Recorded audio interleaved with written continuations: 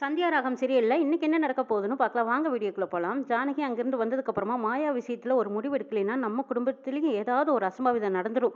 மாயாவை பார்த்து உடனே பேசணும்னு நினச்சி மாயாவை தேடி போகிறாங்க ஜானகி.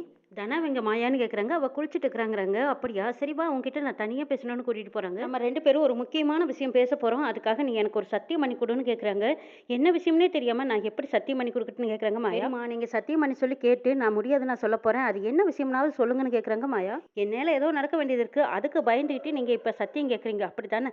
அப்படி கூட வச்சுக்கலாம். நீ எனக்கு சத்தியம் பண்ணி கொடுங்குறாங்க ஜானகி. பெரியமா, நான் பெரியமாவுக்குன்னு நான் இது வரைக்கும் எதுவுமே செஞ்சதில்லை, சத்தியத்தையாவது செஞ்சு கொடுக்குறேங்கிறாங்க மாயா. சரி சத்தியம் பண்ணு அப்படிங்கிறாங்க ஜானகி. என்ன மாயா சத்தியம் பண்றதுக்கு தயங்குறியான்னு கேட்குறாங்க. அதெல்லாம் இல்லை, நான் யோசிக்கிறேங்கிறாங்க மாயா. என் பெரியமா என்ன என்கிட்ட உயிரியா கொடுன்னு கேட்க போறீங்க? என்னால் முடிஞ்சதை ஏதோ ஒன்று செய்ய சொல்லி கேட்க போறீங்க, அதை நான் பார்த்துக்கிறேன். கையை நீட்டுங்க பெரியமான்னு மாயா கேட்குறாங்க. ஜானகியும் கையை நீட்டுறாங்க. கையை நீட்டும் போது ஜானகியோட கண்ணீர் அவங்க கையில் விழுது. என்ன பெரியமா ஏன் அழுகுறீங்கன்னு கேட்குறாங்க மாயா.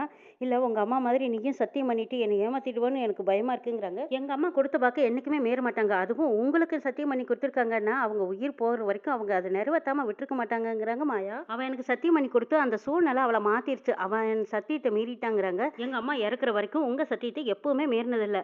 ஆனால் அப்படி மீறி இருந்தாலும் அதை என்கிட்ட சொல்லியிருப்பாங்கன்னு சொல்கிறாங்க மாயா. அவள் சத்தியம் பண்ணி கொடுத்து அவள் தான் அமெரிக்கா போயிட்டாள். அப்புறம் எப்படி என்னோட சத்தியத்தை காப்பாற்றிருக்க முடியுங்கிறாங்க ஜானகி. எங்கள் அம்மா உலகத்தில் எங்கே இருந்திருந்தாலும் உங்கள் சத்தியத்தை கண்டிப்பாக மீறி இருக்க மாட்டாங்கங்கிறாங்க மாயா. இல்லையே மீறிட்டாளே, அவளுக்கு பிறக்க போகிற குழந்தைய நான் ஆசீர்வாதம் பண்ணி அந்த குழந்தைக்கு நான் தான் பேர் வைக்கணும்னு நான் கேட்டிருந்தேன். அவள் கல்யாணமாகி அமெரிக்கா போனதோடு சரி. அதுக்கப்புறம் அவள் திரும்பி இந்த ஊருக்கு வரவே இல்லை. நானும் அவளை பார்க்கல. அவள் தான் எனக்கு செஞ்சு கொடுத்த சத்தியத்தை காப்பாற்றலை. நீயாவது எனக்கு செஞ்சு கொடுத்த சத்தியத்தை காப்பாற்று மாயா. எங்கள் அம்மா ஒன்றும் உங்களுக்கு பண்ணி கொடுத்த சத்தியத்தை மீறல பெரியமா. எங்கள் அம்மா அமெரிக்காவிலேருந்து இந்தியாவுக்கு தான் டெலிவரிக்கு வந்தாங்க. பிறந்தது இங்கே தான், அமெரிக்காவில் தான் வளர்ந்தேன். நான் பிறந்ததும் கையில் வாங்கினதே நீங்கள் தான் பெரியமா. நானா எப்படி சொல்கிறேன் அப்படின்னு கேட்குறாங்க. ஆமாம், டெலிவரிக்காக அமெரிக்காவிலேருந்து எங்கள் அம்மா இந்தியா தான் வந்தாங்க. மாயாவோட அம்மா அட்மிட் ஆகிருக்கும்போது அவங்க அப்பா ஜூஸ் வாங்கிட்டு வந்து கொடுக்குறாங்க. எனக்கு போதுங்கிறாங்க. என்ன கொடுத்ததை அப்படியே திருப்பி கொடுக்குறீங்க, குடிச்சிட்டு கொடுங்கிறாங்க. இல்லைங்க எனக்கு இதுவே போதும். சந்தியா இதெல்லாம் உனக்கு தேவைதானா? அமெரிக்காவிலேயே டெலிவரி பார்த்துக்கிறத விட்டுட்டு இவ்வளோ தூரம் கஷ்டப்பட்டு இங்கே வந்து இங்கே எந்த வசதியுமே இல்லாத இந்த ஊரில் வந்து டெலிவரி பார்த்தே ஆகணுமாங்கிறாங்க. நான் வசதிவெல்லாம் பார்க்கலைங்க. நான் பிறந்த ஊரில் என் குழந்தையும் பிறக்கணும். எங்கள் அக்கா என் குழந்தைக்கு பேர் வச்சு கொடுக்கணும். அதை தான் நான் பார்த்தேன். நான் எந்த நாட்டுக்கு போனாலும் எங்கள் அக்கா சத்தியத்தை நான் காப்பாற்றணும். நீ எவ்வளவோ தடவை உங்கள் அக்கா கிட்ட பேசுறதுக்காக முயற்சி பண்ணி பார்த்தேன். ஆனால் அவங்க தான் பேசவே இல்லையே. இதில் எப்படி போய் உங்கள் அக்காவுக்கு நீ செஞ்சு கொடுத்த சத்தியத்தை நீ காப்பாற்ற போறேன்னு கேட்குறாங்க. எப்படியோ காப்பாற்றுவேங்கிற நம்பிக்கை இருக்குங்கிறாங்க சந்தியா. உன்னை பார்க்க மாட்டேன் பேச மாட்டேன்னு சொல்கிறவங்க கிட்ட குழந்தைய எப்படி கொடுப்ப? அப்படியே நீ கொடுத்தீங்கனாலும் அவங்க வாங்குவாங்களா?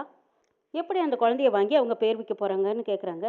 எப்படி வருவாங்கன்னெல்லாம் எனக்கு தெரியாது. அப்படி அவங்க இங்கே வந்தாலும் வேறு யாருக்கோ பிறந்த குழந்தைன்னு சொல்லி அவங்க கையில் கொடுத்து பேர் வைக்க சொல்லணும். என்னமோ சந்தியா நீ சொல்கிறதெல்லாம் நடக்குமான்னு எனக்கு தெரியல. நான் சொல்கிறேன்னு நீ தப்பாக எடுத்துக்காத. இதான் ரியாலிட்டி, புரிஞ்சுக்கோங்கிறாங்க. என்னமோ தெரியலைங்க, எப்படியும் என்னோட நம்பிக்கையை எங்கள் அக்காவை இங்கே கொண்டு வந்து சேர்த்தும் பாருங்களேன். அது மட்டும் இல்லாமல் இது நடக்கணும்னு விதி இருந்தால் நடக்கட்டும், இல்லைன்னா நடக்கலாமலே போகட்டும். என்ன இருந்தாலும் என்னோட முயற்சியை நான் கைவிட போகிறதில்லைங்க. நான் எப்படி நம்பிக்கையோடு அக்காவுக்கு ஃபோன் பண்ணுறேனோ என்னைக்காவது ஒரு நாள் என்னோட ஃபோனையும் எடுத்து பேசுவாங்க. அதே மாதிரி தான் இந்த முயற்சிங்கிறாங்க. சந்தியா நீ எமோஷனல் ஆகாத. இது வந்து நம்மளுக்கு முதல் குழந்தை. அதனால் இந்த குழந்தைய நல்லபடியாக பெற்றெடுக்கிற வழியை மட்டும் பாருங்கிறாங்க. ஏற்கனவே அக்கா சத்தியத்தை காப்பாற்றணும்னு ஃப்ளைட்டில் எவ்வளோ கஷ்டப்பட்டு ட்ராவல் பண்ணியிருக்கேன். இங்கே வந்து பார்த்தா இந்த ஹாஸ்பிட்டலில் எந்த ஒரு வசதியுமே இல்லை. எனக்கு என்னமோ ரிஸ்க் எடுக்கிறையோன்னு தோணுது சந்தியாங்கிறாங்க. இங்கே பாருங்களேன், எங்கள் வீட்டில் எல்லாருமே அடுத்தடுத்து இதே ஹாஸ்பிட்டலில் தான் பிறந்தோம்.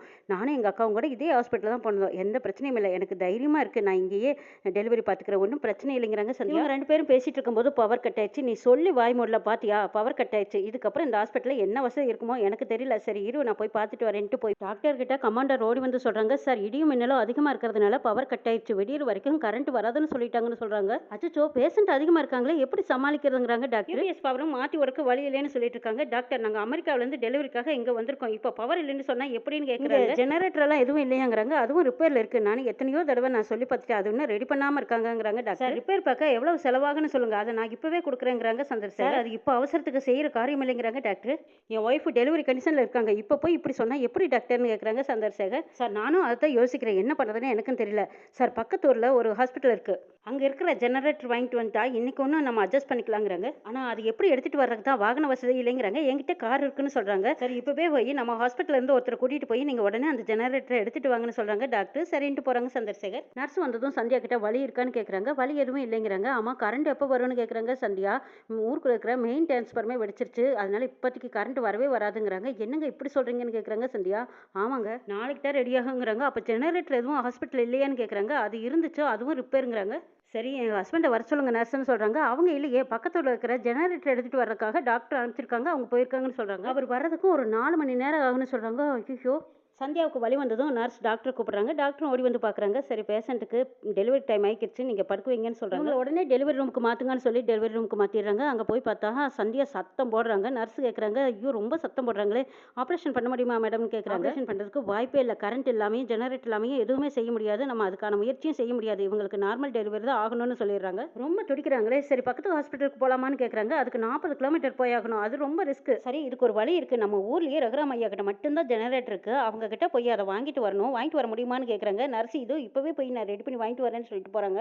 ரகுராம் கிட்ட ஜெனரேட்டர் வாங்கிட்டு வந்து ஹாஸ்பிட்டல்ல பொருத்திருப்பாங்க போல இருக்கு. குழந்தையும் நல்லபடியா டெலிவரி ஆயிடுச்சு. டெலிவரி ஆனதுக்கு அப்புறமா அடுத்த நாள் அந்த குழந்தைய பார்க்கறதுக்காக ரகுராம், ஜானகி 2 பேரும் வந்திருக்காங்க. ரகுராம், ஜானகி 2 பேருமே ஹாஸ்பிட்டலுக்கு வந்திருக்கிறத தெரிஞ்சுக்கிட்டாங்க சந்தியா. டாக்டர் கிட்ட கேட்குறாங்க, இது வேறொருத்தர் குழந்தைன்னு சொல்லி அவங்க 2 பேத்துக்கிட்டயும் ஆசீர்வாதம் வாங்கி பேர் வச்சு கொடுக்க சொல்லுங்கன்னு கேட்குறாங்க சந்தியா. ஓ! இது உங்க ஆசையா? சரி நான் பேர் வச்சு தர சொல்றேன்னு சொல்லிட்டு டாக்டர் அம்மாவும் நர்ஸ் கிட்ட கொடுத்து அவங்க கிட்ட ஆசீர்வாதம் வாங்கி பேர் வச்சு வாங்கிட்டு வர சொல்றாங்க.